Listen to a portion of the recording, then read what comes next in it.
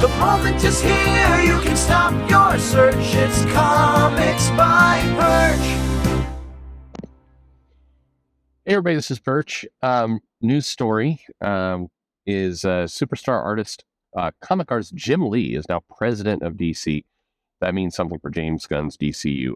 I'm late to the game. I pretty much, after my cousin died, I was completely off YouTube and things. Sorry, there's one exception. I was on a shuttle bus to go get a rental car, and I checked in, and somebody was complaining or telling me I was wrong, that creators don't hate everyone, and I responded, they were talking about it. It's like creators are responsible for all decisions, and I wrote, that's the editors. And it's like, no, that's the same thing. And I'm like, you know what? This is why I'm not going to do it today. Not today, Satan. So I've been off for more than a week. So a lot of people already commented on this story. But the basic premise is this. Jim Lee has been promoted to president of DC Comics. Lee will be maintaining his status as chief creative officer and publisher. And the news articles are citing this as making him one of the most powerful people, one of the most powerful publishers of superhero comics, rivaled only by Marvel. What has changed? All right, so before I get into it, I'm going to give you my take, which I think is different from other takes. Now, granted, I haven't looked around, so maybe everybody's got the same take, but this is my take, and I think it's a pretty accurate take. I'm just gonna, go ahead and be arrogant with that. I do not believe, I've seen a couple people send me things like, "Oh my God, how is DC's rewarding bad behavior? DC's rewarding a guy who's asleep at the wheel and letting the company just kind of languish and all the rest." And nope, I see it as something called consolidation.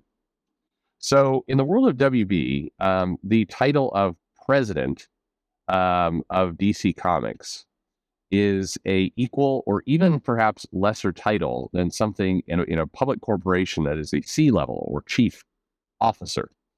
Now, sometimes companies give chief officer and they don't actually mean it, but when they're public companies, that title actually has meaning, it has liability, it has weight.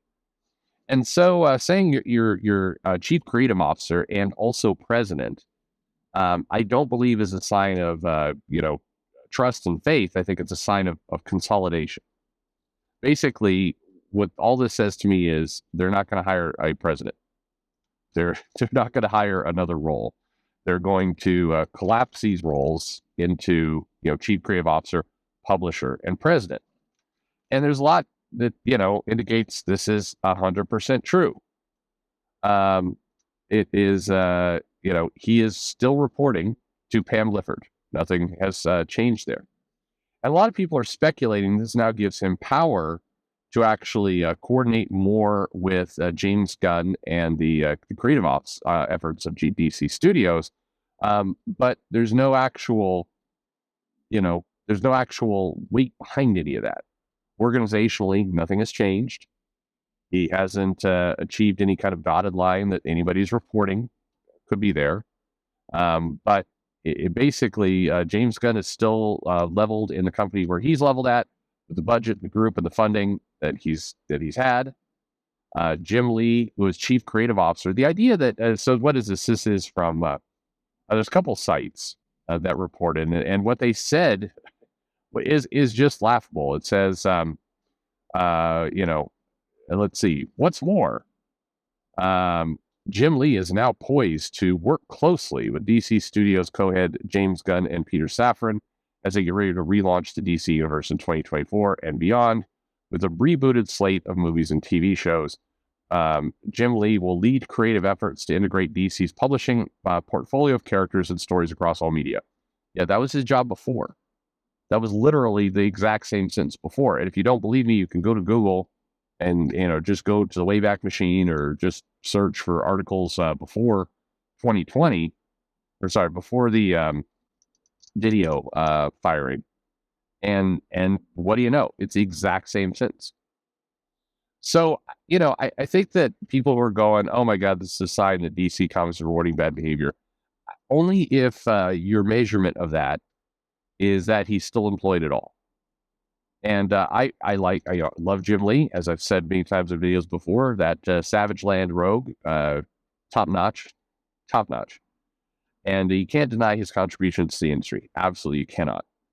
At the same time, you also can't deny that a large number of creators regularly report that the guy is, not involved, that they struggle to have to, to get his attention. And that, many people who are direct reports do not respond to pitches or emails, or it's incredibly hard. Some people have it lucky, but many people say months or years go by without hearing from DC staff, which directly roll into Jim Lee. So, by the way, it always makes me wonder a little bit. I did, as I've said, I think in a video a while back, I don't remember, I recorded this like weeks ago. Time has no meaning anymore. But, the biggest complaint that you hear from comic creators is the response time of editors. Kind of that communication, that coordination is abysmal across the board, by the way, DC, Marvel, everywhere. It's absolutely the worst engagement that occurs. And what always shocks me a little bit is this is literally the number one thing that you hear over and over and over from creators. And yet, are there articles on Bleeding Cool or The Beat talking about, this number one complaint of creators? You think there would be. You'd think this would get covered at some point, but it never does. Just never. Prove me wrong, Heidi, Rich. Where are the articles that talk about, again, the number one criticism, the response time, and by the way, if you're a comic creator, like, yeah, I've always had responses really quick. You're one of two things: either you're lucky, or you're one of a very, very tiny select few people. And if you consider yourself a man of the people, and let's be honest here, it's always a man. If you're a fan of the people, maybe you ought to go to bat for some of your peers who struggle immensely like this, who have almost zero job security because of this.